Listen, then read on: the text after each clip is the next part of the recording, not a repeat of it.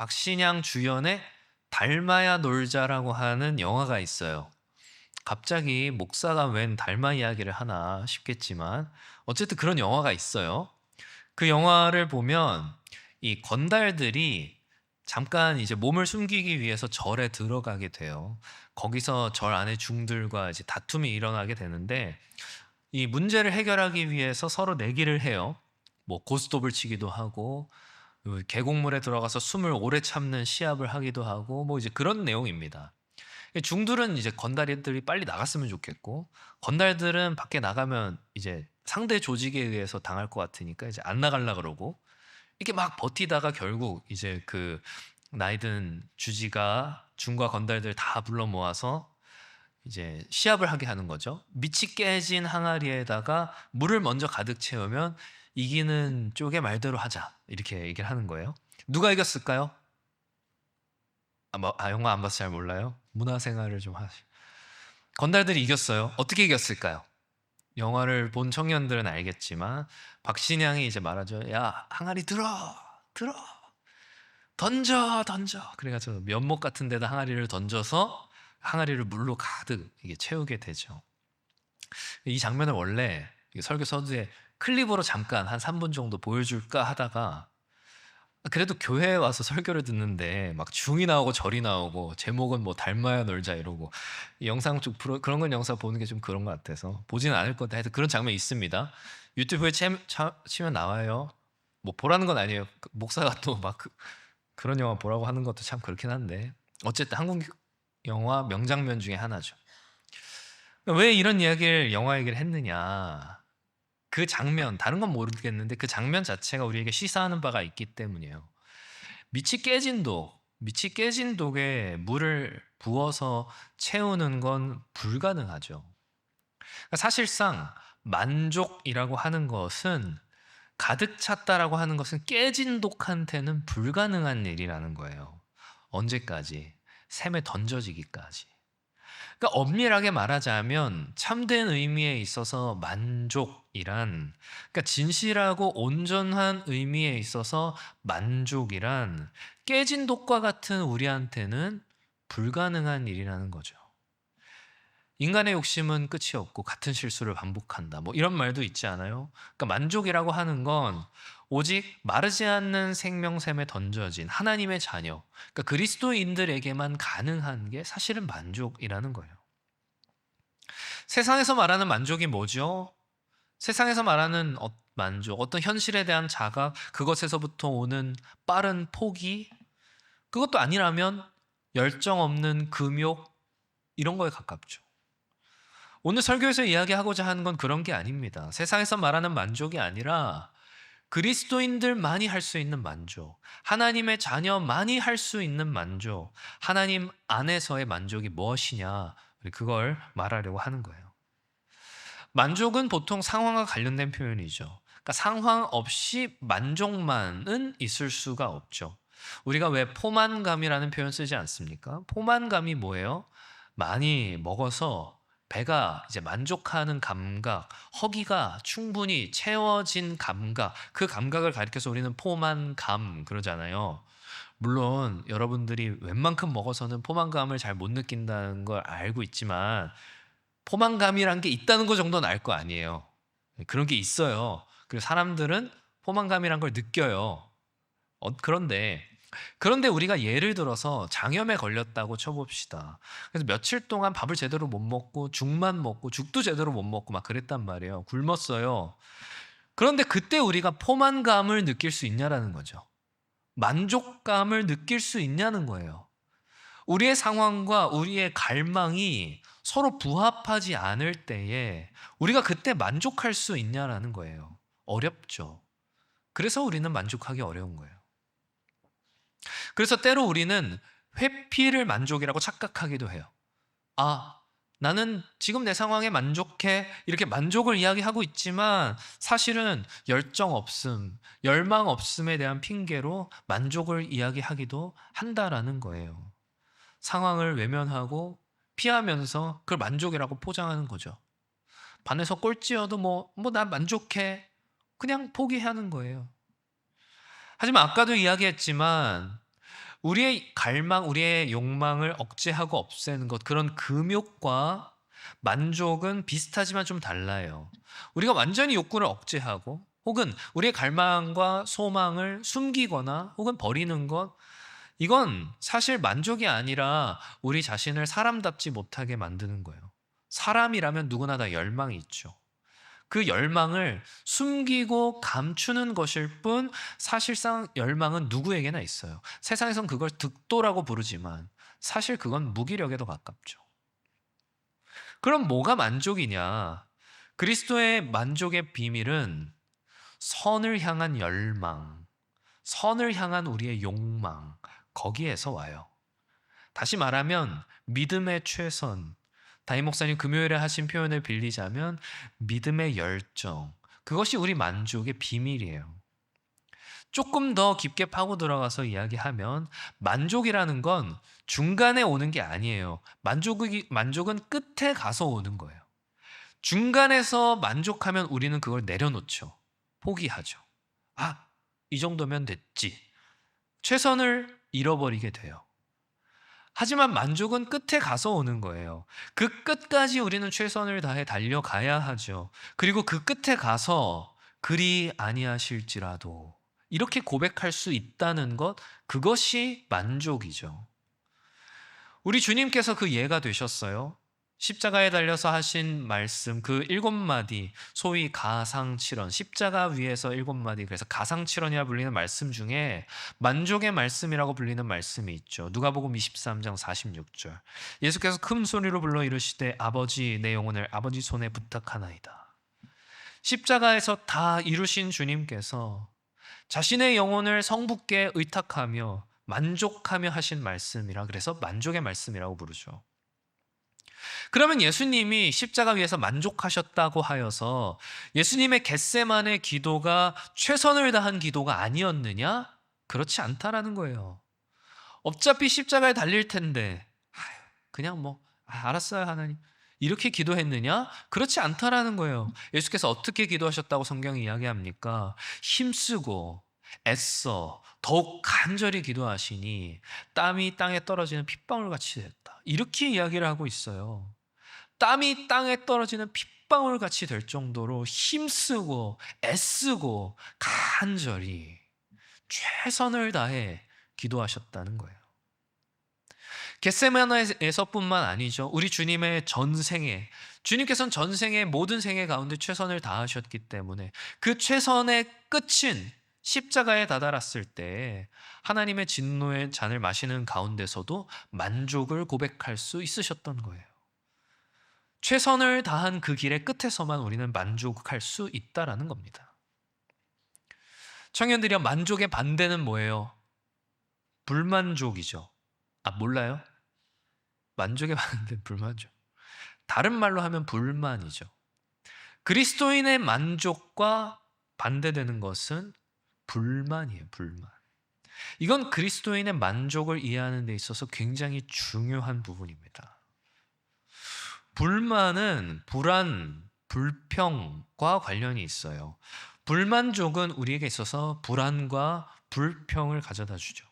염려와 두려움을 가져다 주고 우리 입술에 끊임없는 부정적인 표현을 가져다 줘요.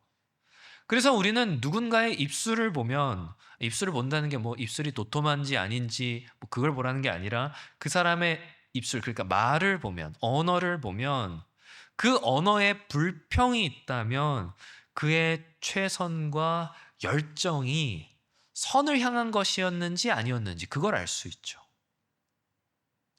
성경에 나와요. 불평하는 말들 어마어마하게 많이 나와요. 그런데 그 가운데서 하나님께서 긍정적으로 평하시는 불평의 말은 단 하나도 등장하지 않아요. 그 말은 뭐겠어요? 불평은 곧 뭐다? 불평은 하나님이 기뻐하시는 것이 아니다. 그 열정과 그 최선이 정말 말 그대로 최선, 최고의 선을 향한 것이었다라고 한다면 우리는 그 최선 가운데에서 하나님을 만나요. 하나님이 지고의 선, 선하신 분 그 자체이시기 때문에 우리는 선을 향한 우리의 최선에서 하나님을 마주할 수밖에 없다라는 거예요. 이스라엘이 불평했던 것은 그들의 광야길이 선을 향한 길이 아니었기 때문이죠. 광야의 길 가운데서 이스라엘이 최선을 다한 것이 아니라 최고를 찾았기 때문이죠. 내가 기준이 되어서 나를 만족시킬 만한 최고의 것, 그걸 찾으니까 만족하지 못하고 불평하는 거예요. 하늘에서 내려오는 기적의 산물인 만나를 그냥 어쩌다 한 번도 아니고 매일 그걸 먹으면서도, 매일 기적을 먹으면서도 불평해요. 왜 그래요? 광야길 가운데 동행하시는 선하신 하나님을 놓쳐버렸기 때문이에요. 사랑하는 청년들이여, 불평은 옮습니다. 불평은 옮아요. 다시 말해서 전염력이 강해요. 가데스 바네아에 12명의 정탐꾼이 정탐하러 왔다 돌아오죠. 10명이 그 땅을 악평하죠. 10명이 악평했어요. 그 결과가 어떻게 됩니까? 온 이스라엘이 그로 인해 좌절하고 불평해요. 이스라엘이 최선을 다했어요? 아니요, 최선 다하지 않았죠. 그 땅 주민들과 칼 한 번 부딪혀 보지 않았어요. 해보지도 않고 겪어보지도 않고 하나님의 약속대로 순종하지 않고 자신의 합리적인 사고와 이성적인 평가로 그저 악평하는 거죠. 불평하는 거죠. 그들은 거인이요, 우리는 약해서 붙으면 깨진다는 거예요. 해보지도 않고. 그 불평은 이스라엘 온 공동체에 옮아버립니다. 결국 40년을 광야에서 배회하지 않았어요. 불만족의 영향은 어마어마하다라는 거예요. 만일 이스라엘이 자신들과 함께 하시는 선하신 하나님을 굳게 믿었다면, 그 하나님이 전능하신 하나님이라고 하는 사실을 굳게 믿었다면 과연 가나안의 거인들 보면서 불평했을까요? 그래서 불만은 불신앙과 깊은 관련이 있어요. 만족이 믿음과 관련이 있는 것처럼. 그래서 불평과 염려는 조금 심하게 얘기하면 하나님을 모독하는 거예요. 불평은 하나님을 모독하는 거예요. 그 상황 가운데 일하시려는 하나님을 업신여기는 거예요. 생각해 보세요. 아빠가 재산이 수백억 부자예요. 근데 자녀인 내가 나는 왜 이렇게 가난해? 나는 왜 이렇게 가난해? 이렇게 불평하면 그거는 부자인 아버지를 모욕하는 거죠. 그거. 그래서 우리는 말을 그리고 행동을 조심해야 돼요. 나뿐만이 아니라 다른 이들에게 악영향을 주지 않도록 주의해야 돼요. 특별히 같은 하늘 아버지를 둔 믿음의 공동체 안에서는 서로 덕을 세우고 선을 행하는 데 최선을 다해야지, 나의 불만족, 나의 불평이 다른 이에게 옮지 않도록, 하나님에 대한 모독이 형제 자매 간에 퍼지지 않도록 해야 되는 거죠. 이 10명이 광야에서 배회하는 40년을 만들어냈어요. 그렇게 되지 말아야 되는 거죠. 최선을 다하지 않는 것도 마찬가지예요. 하나님을 신뢰한다면 포기하는 게 아니라 최선을 다하겠죠. 신뢰하지 않을 때 포기하는 거죠. 포기하지 않는 건 하나님을 영화롭게 하는 겁니다. 만족이라고 하는 말은 히브리어로 다이예요. 다이. 당구장의 그 다이가 아니라 가득하다, 풍성하다, 충분하다 이럴 때 다이예요. 누구는 다이 포커 하는데 그런 거 아니에요. 혹시 전능하신 하나님을 히브리어로 뭐라 그런지 아십니까? 전능하신 하나님. 오늘 결단 찬양의 제목이 전능하신 하나님이죠. 결단 찬양의 부제가 뭐게요? 엘샤다이입니다. 엘샤다이. 엘은 하나님, 샤다이는 전능하신, 이런 뜻이죠. 엘샤다이 안에 다이가 있어요. 무슨 말이냐면 전능하신 하나님 안에 만족이 있다라는 거예요. 만족이라는 건 하나님 안에 있고 그 하나님이 전능하신 하나님이다라고 하는 것을 믿는 믿음으로 말미암아 생겨나는 우리 안의 기쁨, 감사, 그리고 확신을 말해요. 선하신 하나님께서 나를 반드시 선한 길로 인도하실 것이다라고 하는 그 확신 가운데서 우리는 기뻐하는 거죠. 감사하는 거죠. 그게 만족이에요. 그래서 사실 만족이라고 하는 것은 회심하지 않은 자들에게 있어서는 결코 누릴 수 없는 숨겨진 보물과 같은 그런 거죠. 다른 말로 하자면 우리가 만일 참된 신자라면 우리는 이 보물, 만족의 보물을 가졌다는 거예요. 우리 안에 거하시는 성령께서 우리에게 새로운 정체성과 새로운 본성을 주세요. 그 새로운 본성의 원리로 말미암아 이 덕의 아름다움, 선의 아름다움을 깨닫게 하세요. 깨달았기 때문에 더 많이 누리게 하시죠. 그리고 더 이 아름다운 덕을 더 소유하려고, 이 선을 더 추구하려고 수고를 아끼지 않게 하세요. 아이러니하지 않습니까? 만족하기 위한 수고라니, 이거 세상에서 말하는 거랑 비슷하잖아요. 근데 차이는 어디에서 와요? 세상은 내가 갖고 싶은 걸 가졌을 때, 누리고 싶은 것을 누렸을 때 그때 만족한다라고 이야기해요. 그래서 늘 만족하지 못하죠. 그래서 늘 불만족하죠. 가지면 가질수록 배고프고 누리면 누릴수록 모자람을 느껴요. 세상이 말하는 만족은 그래서 허상이죠. 근데 참된 신자는 우리의 만족이 내가 누리고 싶은 걸 누리는 데서 오는 것이 아니라 하나님께로부터 온다는 사실을 알기 때문에 더 누리기 위해 열망하고 애쓰게 하고 그 최선 가운데서 실제로 만족함을 얻게 해요. 얻어요. 그게 세상과의 차이라는 거예요. 우리의 만족은 우리에게 주어진 운명을 그냥 받아들이는 게 아니에요. 그건 세상에서 말하는 운명론이죠. 우리는 하나님을 받아들이는 거예요. 그게 만족이라고요. 우리를 위해 독생자를 아낌없이 내어주신 하나님의 사랑, 예수 그리스도 안에서 화목하게 된 하나님을 나의 하나님으로 받아들이는 거예요. 그 하나님이 나의 하나님이 되신다. 그래서 우리는 우리에게 잘 짜여진 미래, 잘 계획된 미래에 그저 순응하고 받아들이는 그 정도가 아니라 아버지를 향한 불타는 사랑과 선을 이루기 위한 최선까지도 받아들이는 거죠. 하나님 안에서. 누가 그러셨듯이, 우리 주 예수께서 먼저 그러셨듯이 거룩한 열망과 애씀을 우리는 받아들이는 거죠. 내가 하나님은 받아들였는데 이 열망은 받아들이지 않겠다, 이건 있을 수가 없는 거예요. 그리고 뒤늦게 깨닫죠. 하나님을 받아들였다고 생각했는데 사실은 하나님이 날 받아들이셨구나. 그걸 나중에 깨닫게 되는 거죠. 하나님을 사랑한다는 건 하나님의 뜻을 즐거이 따르는 것과 자기 애를 압도하고 넘어서는 하나님의 뜻을 이루기 위한 나의 최선, 악을 멀리하고 슬퍼하는 것, 이 모든 것이 포함돼요. 그래서 우리 신자의 만족은, 참된 믿음의 만족은 정체되지 않아요. 우리의 만족이라는 건 이 자리에 만족해라고 하는, 그 자리에 그냥 머무르는 어떤 정지된 개념으로 이해하기 쉬운데, 만족은요 적극적이고 능동적인 거예요. 하나님 안에서 만족한다라는 것은 우리로 하여금 성장하게 해요. 멈춰있게 하는 게 아니라 성장하게 해요. 도태되고 머무르는 것이 아니라 오늘 본문의 말씀과 같이 경건의 유익을 더 크게 한다라는 거예요. 신자의 만족은 그래서 크게 얻고 적게 얻고 그것에 있지 않아요. 만족의 여부는 우리의 빈곤함이나 우리의 넉넉함에 있지 않아요. 하나님과의 관계, 그리고 그 관계 안에서의 성장, 우리의 애씀, 우리의 최선, 우리의 열망, 그걸 통하여서 하나님과의 관계를 끊임없이 확인하는 가운데 우리는 만족의 유익을 얻게 되는 거죠. 누리게 되는 거죠. 경건이라는 열매를 더 풍성히, 더 크게 맺어가면서 말이죠. 그리고 그 가운데서 하나님은 실제로 우리의 최선을 사용하여서 열매를 맺으세요. 제가 지금부터 몇 가지 예를 들어볼게요. 뭐가 참된 만족인가? 여러분 마음으로 한번 답해보세요.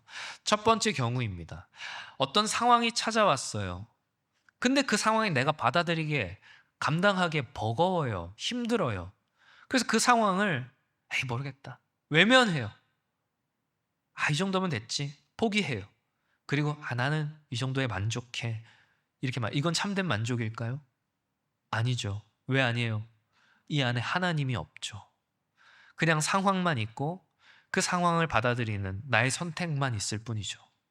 두 번째 경우예요. 어떤 상황이 찾아와야 마찬가지로 감당하기 버겁고 힘든 상황이 찾아왔어요.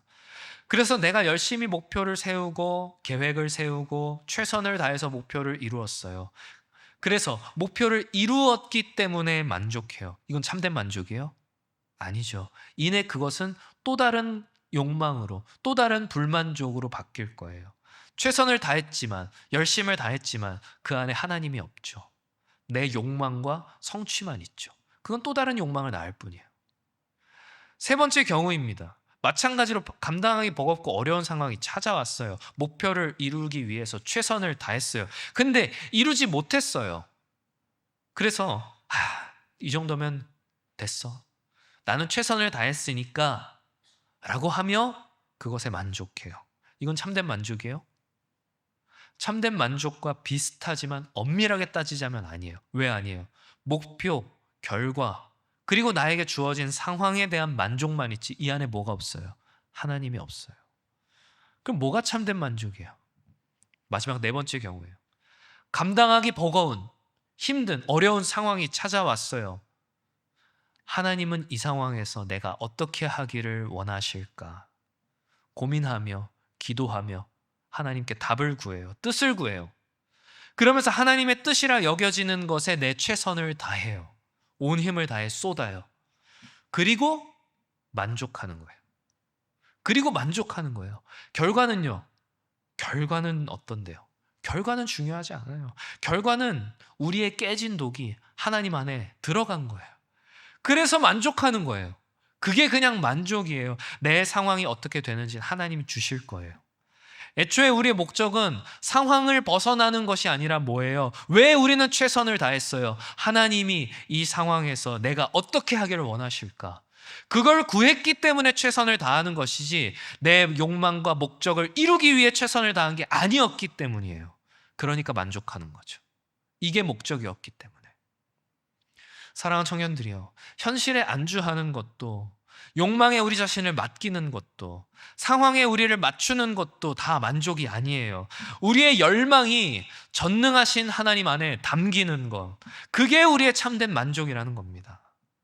하나님 안에 우리의 열망이 담길 때에 우리의 열망은 선을 향해 달려가요. 말 그대로 달려가요. 죄된 욕망을 향해 다름질 치는 것보다 비교도 되지 않게 우리는 선을 향해 달려간단 말이에요. 전능하신 하나님, 그 크신 하나님 안에 우리의 소망과 우리의 열망을 담아내야 되는 거죠. 그때 우리는 비로소 기뻐하고 감사하고 만족할 수 있어요. 오늘 본문에서 바울은 디모데에게 만족을 권하죠. 근데 바울의 인생이 어떠했날 보세요. 바울이 툭하면 포기하고 툭하면 이만하면 됐지. 바울의 만족은 포기가 아니었어요. 바울은 자신의 전 생애를 쏟아 부을 만큼 복음 전도와 교회를 세우는데 열정을 다했던 사람이에요. 그런데 감사하죠. 그런데 기뻐하죠.